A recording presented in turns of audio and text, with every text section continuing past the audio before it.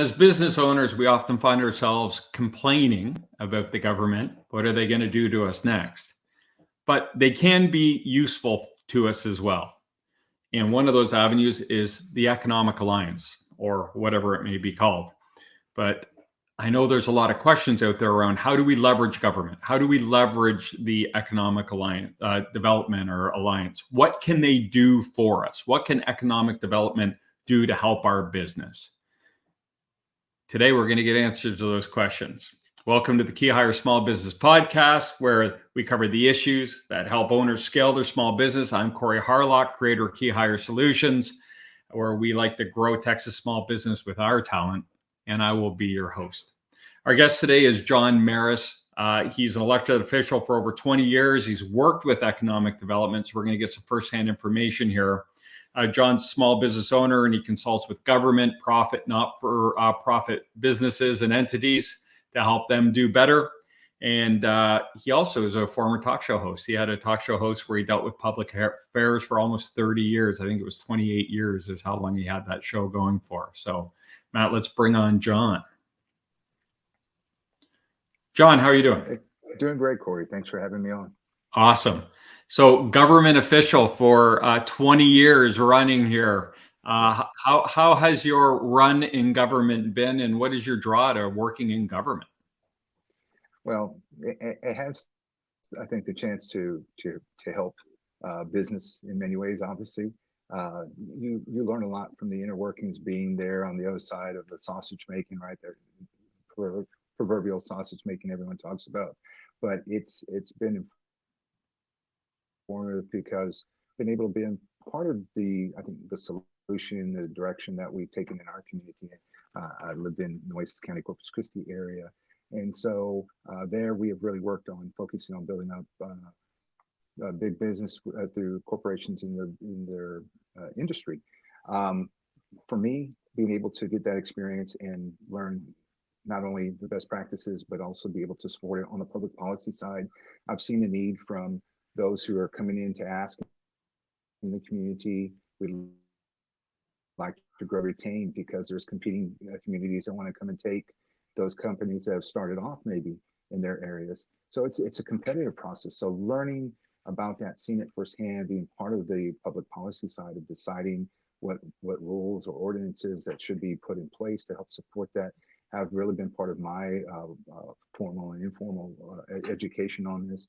And then just realizing that you have to have a good, committed government entity, whatever that level may look like in your area of the community or the country, is important to know them. So all that I think comes together and helps me have a somewhat unique perspective on this.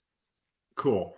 And that's great background. And so we're talking about the economic development today. And you said it can have a couple different names depending on the government or who's talking about it. But what is economic development as it falls into local government? How would you define it, or how would you explain it to someone? Right. Well, many communities, almost every community you look at nowadays, have some sort of formal economic development. It's a form of a governmental board that's most times appointed officials that are representing different parts of the community segments, industry, small business, large business, just regular community members or elected officials. And they all come together to create these entities that are incentive based most of the time, that have created packages and programs that are available to businesses that are looking to grow or looking to remain in certain communities, because it is a competitive now. And so having this economic development or economic alliance that is in your community, they are there with tools, they are there with resources for the most part, and they're going to be there to help support business. It's going to be our jobs as business owners, or those that are looking at expanding and growing their business from maybe mid-level to larger, to see what incentives are there. Obviously, some communities bigger are going to have more resources. Some that are smaller may not. Sure. But you'd be surprised. There are a lot of smaller communities that realize that they're competing against communities 2-3 times their size, and they have to offer just the same package or even better to retain or attract businesses in their community. So it's very competitive. and it is a process that most communities, townships, cities, counties are taking on. You said the word incentives. Like what, help me understand when you say they might have incentives for small business, what kind of form would those incentives take, or what could they take? So there's various incentives. There's programs that could be funded, say from the state or federal government, that are then funneled down to the local level. Most of the time, it's self-involvement. It's self-investment from the community. It could be in the form of tax incentives. It could be in the form of a tax portion, small portion of the taxes that you pay in your community that can go directly to the economic development, right? And so, because we all understand, for communities to grow and thrive, they're going to need business to be expanding. And so, when you look at other communities, they want to take what you have, right? They're not going to just sit back and say, "Come to ours because we have great weather," or "it's a wonderful place to live." Well, how many thousands of other communities can say that? It's what can be offered to companies, what can really generate some interest on their end to say, "Hey, we want to go to the next level. What does our local community offer?" And once again, those abatements that could be offered depending on the area of the country you live in, um, dollar amounts that actually can be invested in storefront improvements, in sidewalk improvements, in sidewalk programs, where if you're reinvesting in a main street that maybe at one time was very vibrant and over the years kind of just fell apart, Right. there's incentives to repave your porch or your front steps right there in front of your office. Things like that are kind of tiny, but kind of give you a better feel for that front step that people take into your business. Those that are expanding and going globally, there's all kinds of incentives that can be offered to them also with programming when your local economic development is coordinated with state coordination. Here in Texas, we have the Governor's Office for Economic Development. That is your step to really looking at bringing and retaining those big companies in the state. And so most states have done that as well, but there are a few that have fallen behind, and they need to catch up because everyone's fighting for those precious companies that are really showing opportunity to grow. Okay, that's so. It sounds, what I'm hearing is there could be some, or there could be lots of different things that a business owner, not just the big businesses, but the small business owner, could take advantage of, which leads into the next question. What opportunities, or I don't want to use the word mistakes, but what opportunities do you think small businesses are missing out on by not knowing that there is an economic development in their neighborhood, or not engaging with them, or not being curious about, I'll just complain about the government versus, well, let's see if maybe we can work with them. What mistakes are they making out there? What opportunities are they missing? Well, they may think they have to go it alone, right? They may think that, just the typical, our spirit of entrepreneurship, that, we're going to do it on our own. We're going to take That's a all great this point. investment, life savings that we've done on our own and build up from that. But the government can be used to help incentivize that for you. So there's people in the community that they don't have that spirit. They just want to go do their job, and that's great. There's all types of jobs in this country. But for people that to say, you know what, I pay my taxes, or I pay this amount that goes eventually into economic development. I don't have that spirit of entrepreneurship, but maybe someone else does. And they knowingly are supporting a growing, vibrant economic culture in their community. So tap into that. There's people who are doing it knowingly. Sometimes, right, we just pay a general fund for taxes and don't realize where it can all go into. But those that have really developed an economic development alliance organization in their community that's funded through taxes or taxpayers or some sort of incentive-based program, it's there for the taking. And if you don't take it, obviously someone else will. And especially if you're looking at growing, you have that ability to then leverage that to other communities, right? Maybe you love where you live and you want to stay there, but you also got to be realistic and say, hey, what are other communities offering to me, and share that. Say, look, I'm willing to stay at my community because they're offering me this. What can you offer me? Or what will you do for a growing business like mine? And then there's the opportunity to talk about expanding your horizon, expanding your growth potential that you have, your vision that you've set for your Thanks. company, or and that's in That I think is most important, is people are missing that. They're not realizing that the economic development is a catalyst for growth, and when developed properly, can help you grow, can help you retain employment or exposure to other communities, perhaps as you maybe franchise out or build out further. So those are some of the things I think that many people miss out on and don't really put much effort Did I, learning about, is those economic development corporations. John, did I hear you say that? I think I heard what you thought you said here. So did I hear you say that you might love your community, but you might go to them and say, hey, we're not getting what we need from this community, so we might need to move our business, and kind of see what they're willing to do to keep your business in their area? Was that, did you say that, or did I mishear? No, you're absolutely right. I mean, that's something that could be missed. And I don't know how much I can get into examples of large companies, but if you're from Texas or from the South, you know a company named Whataburger. They're well known for their burgers, and they're Yeah. growing. And their headquarters now is in Chicago, I believe. And it quickly went from Corpus Christi, which was the area that I represented in Corpus Christi. They were looking for incentives. We gave them everything that we could.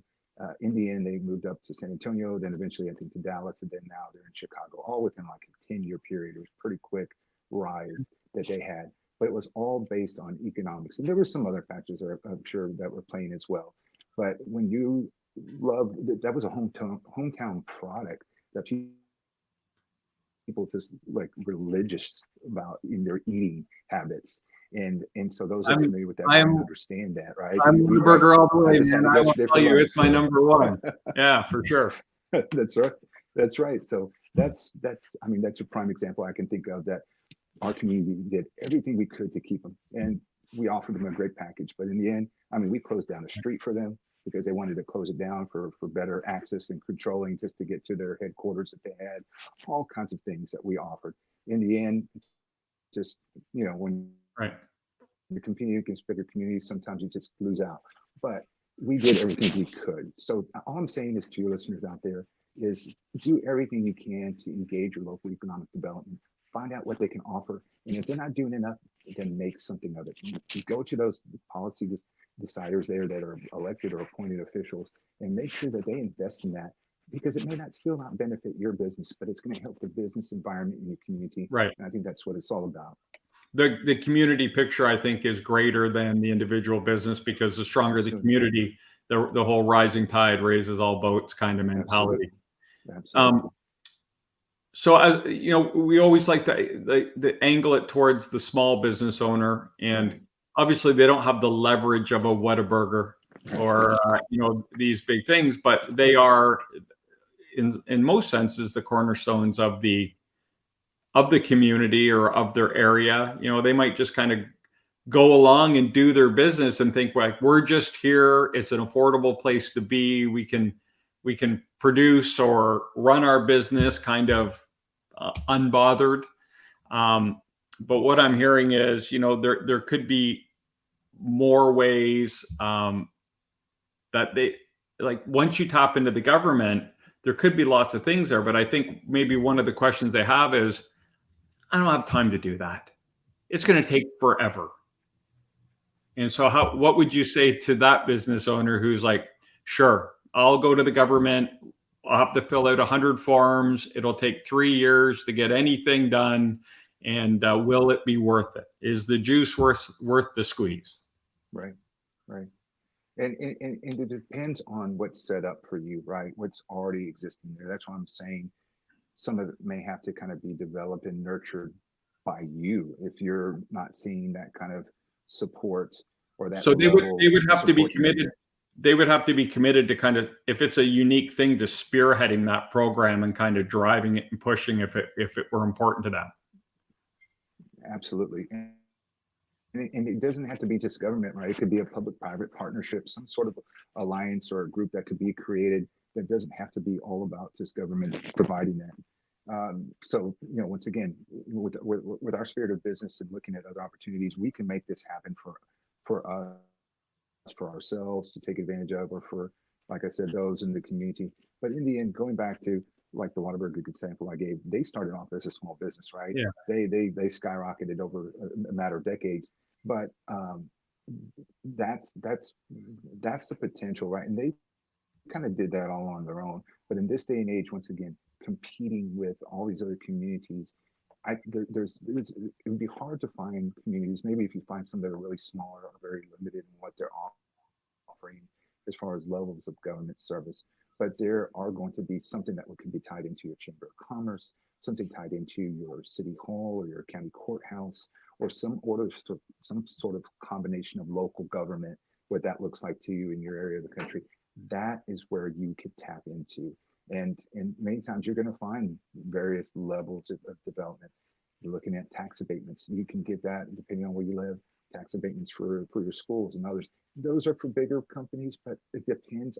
There's criteria. There's criteria based on how many jobs can you deliver, right? It's a contract that you enter into, and there's certain parameters, certain policy that's written in there. It may be a certain number of percentage of jobs created. It may be a specific dollar amount that you need to exceed. It may be the size of facility you're serving. It could be any combination of those. It may Right. not be, maybe only one of those categories. So you got to find out what's there in your area. But once again, when you connect with policy, I mean, the good thing I think about is that those that do work in government, they're looking for the next best thing, the new best way. They're taking a lot of business principles and applying them to government, which I think has helped government overall over the last 10, 20 years with a different mindset than before. You're going to Right. find people who are very ambitious, who maybe have that business background, who are now working in government, and now they're trying to develop these business incubators or other opportunities in their area to help grow and flourish. So those are the people that I think, if they haven't already, or maybe subtly looking into that they may be the ones that you approach. And once again, maybe they'll take it off on their own. You don't have to have your own crusade because, hey, I'm worried about my own business. But with people that you can find and connect with your community that are willing to do that or take your economic development to the next level, there's many different sources to do that. And I gave just a few, but if you do, a search on the internet, you can find like-sized communities or those in your area of state or within the country that you can find of how they offer incentives. And so I think that's one of the best ways to start, is to look at those groups, find who those stakeholders are in your community and engage them and learn, how can I apply it to my business as it's growing and ready to take that next level. So I think you alluded earlier to, we know how the sausage is made. A lot of people, me included, would love to be a fly on the wall when you guys are creating economic development policies for the community. Can you provide a 30,000-foot overview of what that? I'm thinking of, you remember that old the old How a Bill Gets Passed cartoon? I'm thinking like, what does it look like when you sit down and say, look, we've had X number of business owners have kind of touched on this topic over the last few months. I think we need to put a provision in here. Obviously the way you do it might be a little different than others, but kind of at a 30,000-foot overview, what does that process look like? How does the government or the local government say, yeah, we need something here, and then what does that process look like to get there? Yeah. So I would start off with, assuming your local government has something in place, however it looks, however it's created, something established to be able to provide incentives for job creation, business creation, or retention or expansion. That's assuming you have that in play. Then you would need to engage that staff, right? Once again, quickly looking up on the internet, you could pull that up. Many of your listeners would probably already know that exists in their community, or you could quickly find that within a few minutes. And then find who those people are, and then see if they have I would say the best places obviously have the ones that are very interactive, right? Where you can do your research on your own on the internet, hoping that you have a lot of that information that's at hand. You can do your research, but find those staff, engage them and say, what does the typical cycle look like? Is this open only certain types of times of year? Is it available any time? Like, I have a business that's ready to expand to the next level. What can I do? What do you have in place for me, for my company? And then get those basic answers addressed, and then see how can you tie into applying, right? Assuming that it's an open enrollment throughout the year, or what times of the year do you go and petition your city council, town council, commissioners court, whatever it may be. Even school districts have incentives. Those are used typically for larger businesses, but those are in place as well in some parts of our country. So find those areas out, find those contact persons, and then decide, can my business match with what they're currently offering? And if it doesn't, once again, try to make something happen with it, because everyone is competing at this level. It's not a matter of if, it is just a matter of when your community gets on board to establishing recruitment, retention, creation of some sort of programming there.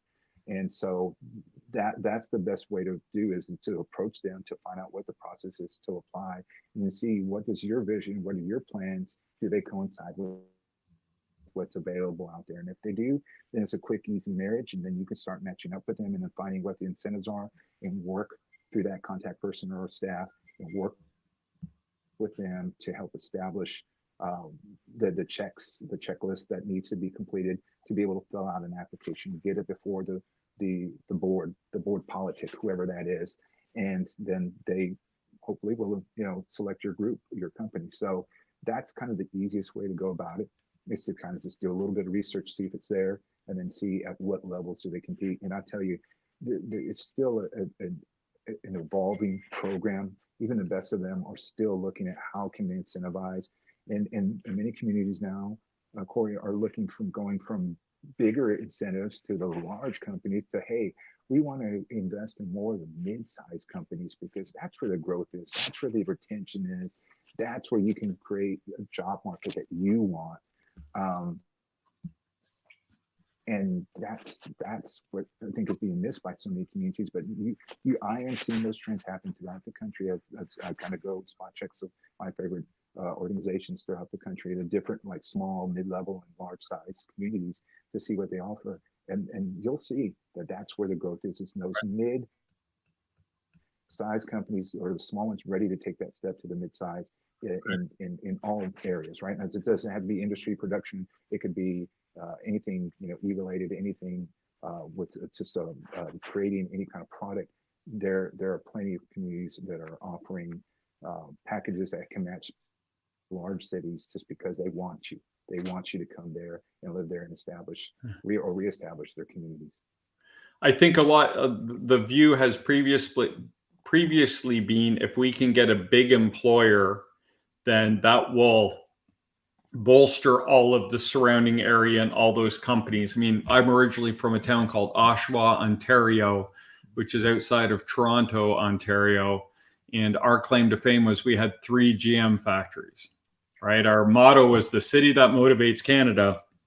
And it was not a secret that if we lost the GM plants, that town would disappear. Well, there are no more GM plants in Oshawa, and it's still, now it's a kind of it's a Toronto lunchbox community, but it's still there, and real estate's still expensive as hell. But I think what I hear you saying is there might be a change in the world, in the views of, and I'm a proponent of supporting the smaller businesses, because they're the Fortune 500s of tomorrow.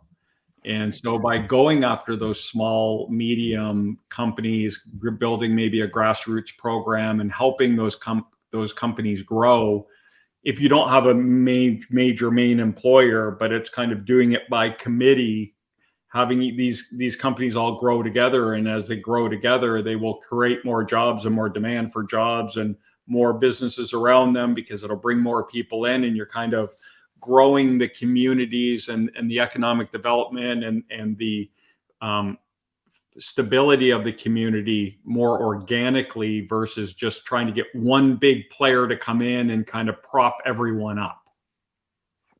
I totally agree. I mean, that is the trend nowadays, that many communities are realizing it doesn't have to be the GMs, the Teslas of the world. Those are great. But when you can bring in other companies that can get you close to the same amount of employees, or you get multiple that eventually add up to that same amount. You're I won't say hedging your bet, but you're spreading out, you're diversifying, you're not putting all your eggs in Yeah. one basket, right? If you get Tesla, that's the approach. if you get Tesla, then the state raises the taxes and they go, well, yeah, we can take the hit and move to the next state. Now you just you have a crater. Now you have a community that was thriving and it goes to zero based on that one big company. That I like the organic approach of just having, these business owners that are working hard to grow together and creating that community vision, whether they're doing it in lockstep or intentionally together or not. Right. But when you have good business owners doing what they do and trying to improve their lives and the lives of their employees and their employees' families, which in turn improve the communities, you're going to get that, I think, a more stable foundation for especially a smaller community. Right. I totally agree. That's what economic development that most communities are trying to embrace now, is the spreading out, the diversifying of companies in their communities, and that will help when these changes, these movements, migrations of companies move from one area to another, that you don't feel it as big. In my community I come from, you definitely feel it because they rely on large industries and several big employers. That can make a hit, and you see so many that happen throughout the country or throughout the world, that when someone shuts down, you feel it, and it's just a shudder that feels from the top down, and all the supplementary businesses that were created or been supported by the mass amounts of employees there have now dwindled away because the population has to move. They have to follow the jobs, and so by creating those businesses and taking after those opportunities for self-investment, once again, community self-investment, that's the way to help ensure that your community stays healthier should you take a hit from a large employer. So right. I love that approach, and I totally agree with what you're saying. I just thought of this, but do you feel like the small and mid-sized business owners aren't leveraging the programs as much because they feel like maybe A, the programs aren't targeted at them, or the other side of that, B, they don't have as much influence in the community as you and I think and know they do? I think it's a little bit of both. I think, some of it is, well, I think still some communities still have that mindset of they're targeting only the large company, right? They're going for that big hit that the home run captures in people, the home run, and all over it. So I think there's part of that. And then I think also it's the influence that, once again, when you engage your local policymakers, those that are appointed onto these boards or elected onto these boards, the staffers themselves, when you engage them, they may need some education themselves, realizing that, hey, we're just thinking about the big home run. We're not realizing that it's the mom and pops, it's the small and mid-sized businesses that are growing or have the potential to grow. That's where the stability is. That's where the good paying jobs are. That's where the connection is. Because once again, you look at our example that I gave, you can look at any community where it's just like a nice corporation that's there, and then they by I guess just naturally will want to move up to a larger size community based on just available resources. But this is a way to ensure that self-preservation, that you're making yourself almost airtight to anything seeping in your community that will take away something that the community is invested in, taking part of their own identity as well. I like what you're saying. Like they're trying to hit that home run, but they're not realizing they have dozens, if not hundreds, of amazing businesses in their community that are this close from taking the steps they need to be those big businesses. It's an interesting concept. It's been a super interesting conversation. I'm learning a ton. The last question I have for you here, John, is if I'm a small business owner and I'm thinking, okay, this economic development thing, I've kind of poo-pooed it in the past. I haven't really bought into it. I've thought government is just it's gonna be a time suck and not worth my investment.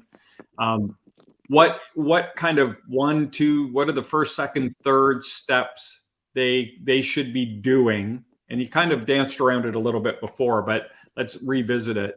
What are the first kind of steps they should be taking to get engaged with their economic development and get the benefits that are there for them? Definitely. Well, step one, definitely, once again, is you got to make sure, just quick research, does your community offer some sort of entity like this, right? Is it a public-private partnership? Is it solely done by— What do they Google? What would they research? They would Google economic development, right? And then name your community, your county, your township, wherever you live, and name that, and then see if it pulls what it pulls up. You'll find quickly either yes, there is something in existence, or no, there isn't. Or they just maybe don't have a good social media footprint, which is not good either. But assuming that you can find that out, then the next step would be to engage their staff and or research online. If the website's really good, it's going to give you all kinds of incentives that are offered that you can research and see, does my business apply to it, and then engage staff on that to say, I feel my company does apply to this program that you offer.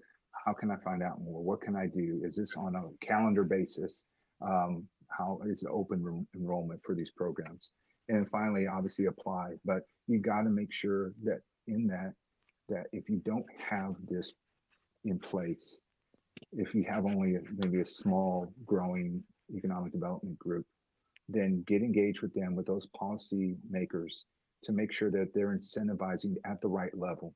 Because for those of us that are small, mid-sized businesses that want to go to the next step, is those communities haven't been educated yet to realize it's about all of us together, not those big home runs, but multiple, tens or hundreds of small to mid-sized businesses that are making our economy grow. It's not just that one factory, that one plant. So invest in us. So it's going to take opportunity for them to learn that way. But mainly, you got to research it online. You got to engage the staff, and then ultimately apply. See if the program works for you, and if it doesn't, get them to change it so that it does apply to you, because your business is worth it, and your business is worth investing from the community, because they're investing in a large pool of money to retain or recruit or create businesses. That's what they're in the job for. And that's the key element of why they're created. So engage them, make sure they create the opportunities for you, or make the opportunities yourself for you by educating staff and or elected officials about the importance of self-investment, and it will pay dividends for growth. And so I think, and hopefully for your business. I think I was understanding there as you were talking, like if there is an economic development in your community, they're happy to kind of shepherd you through the process if you reach out to them. Like you don't just Google, go online, do the self-research, apply and cross your fingers. You can reach out to them, and hopefully someone in that office is like going to take you by the hand and say, let's talk about your business. Let's see what works for you. Let's see what's happening. Here are the parameters. Here's the time frame. So it's not just, you're not alone walking through this. You can utilize that resource as well to guide you through. Hopefully you have at least a couple of people that are working economic development in your community, depending on the size that you live in. Right. Even if it's just one, yes, you should have somebody that you can reach out to and need to, right? Until you become familiar and comfortable with the program. You may not get it in the first try that you're putting in, but of course, persistence is key. And so get them informed and updated about you, why it's important that they eventually recommend, if they are the ones that pass along recommendations, why they would recommend to that board or that committee that you are worthy enough to receive this investment, and have your plan ready. Have it. I mean, they got to buy into your plan and your vision as much as you have already done yourself. And so I think that when it's all combined and said and done, and especially if the market is very limited and people who are taking advantage of this funding, then you have a great chance of utilizing something that's there that most aren't even considering at this point yet. I think you just made another interesting distinction. You don't just call up and say, hey, I have a business and I saw your program, and they're going to hand you a bunch of cash. You have to put some work in. And I think this is the hump we need to get business owners over, because it could be an amazing resource for them, but they could also have effect on their local community by influencing the policy. But there's an investment. They got to put the work. They got to do the diligence. They got to put the information together and present it in a way that makes sense for them to be awarded these programs. They also have to wait. Like I think I heard you say, they might not get accepted the first time around, or they might have missed the window. So this is a long tail investment, or a long tail investment of time and some resources, but the payoff could be not just for your company in itself, which is great, but if enough people do this correctly and put up their hand and get involved, they could improve the policies for current and future businesses in their community to build a stronger community. So they really have to be. Am I accurate in saying that? You are absolutely spot on with that. I agree. So they gotta have to like take a deep breath and say, okay, I'm gonna do this. I know it's gonna be a little frustrating. I know I'm gonna have to do a little work. I know I might have to knock on a few doors. I know I might not get the answers I want. But if I stick with this, and if enough of my fellow business owners stick with this, we can make a change. It's all of us in business, we all talk about the grind, right? What that grind is what, we have to rest the flesh. We have to make phone calls. We have to make it happen for ourselves many times. And that's what this is all about. It's just part of that grind that's included. So just consider it part of your checklist that you have to do to prepare as you're creating jobs or as you're moving to that next level. Yeah. And that was kind of, that's an interesting point, because I think if as a business owner, you look at it for more of a community, I hesitate to use the word global, but a community perspective, like, I'm going to do this and it's going to benefit my business. And it's going to be, if you think of it like that, it's going to feel hard and long and frustrating potentially. But if you think it's going to improve my business and my friend's business and their son's business when they open one down the road, years down the road, and I'm actually going to help make this better and affect change, maybe that is the motivation that will get them to take that initial step in Google, right? Google the economic development and then make a call and say, hey, what are you guys doing for a business like mine? And start that conversation and start that process. Absolutely. Awesome. Well, this is the way to do it. John, this has been good. It's been enlightening for me because admittedly, I'm one of those people, like, I'll just run my business. The less I have to get involved with the government, the better. And it truly, right? That's been my perspective. But right.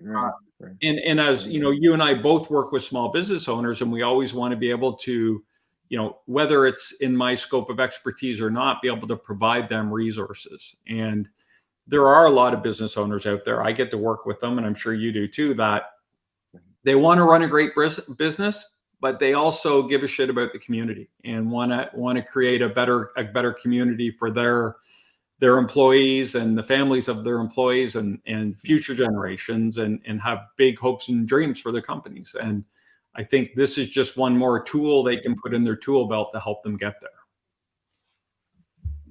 Absolutely. Exactly. Just one other tool to use. Well, this has been awesome. Thank you so much. I appreciate you taking some time for us. If anyone wants to learn more about this, how to maneuver government, or wants to kind of talk to you about their business and how you might be able to help them, how can we reach you? Sure, they can reach me on my website. It's jmarmanagement.com. Perfect. And there it is on the screen, and you can reach out to me. All my contact information is on there. I'd love to be able to pass along my experiences or any advice that I have. It's all about helping each other out, and especially communities that don't have this tool yet. It'd be important for them to take it on and grow and use it for all businesses, small, big, and large. Very cool. Matt, did we have any other contact information, or is it just the website? No, he's not flashing anything up. So that's it. All right, John, thank you so much for your time. I know you're a busy guy. We appreciate you taking the time. I think this has been super valuable, and it's been a pleasure being able to speak with you this afternoon. Well, I enjoyed it. Enjoyed the offer to be on here. I enjoy your show. So thanks. It was a privilege to be Awesome. Thanks so much. We'll talk soon. All right. All right. There he is, John Marr. So I want to thank him for coming on and educating us on the government. And I also want to thank you for tuning into the Key Hire Small Business Podcast. If you got value out of today's episode and want to keep up to date on our new content, make sure you subscribe to the YouTube channel if you like to view your content. If you prefer to listen to your podcast, you can find us on Apple, Spotify, whatever your favorite platform is. Just search Key Hire Small Business Podcast. If you'd like to learn more about working with Key Hire and how we can help your small business with our talent, you can schedule a meeting on our website. We're a help first organization, so we guarantee you we will not sell to you. There will be no weirdness. We're just there to help you if we can. Thanks for listening. I'm Corey Harlock, and until next time, stop grinding, start growing.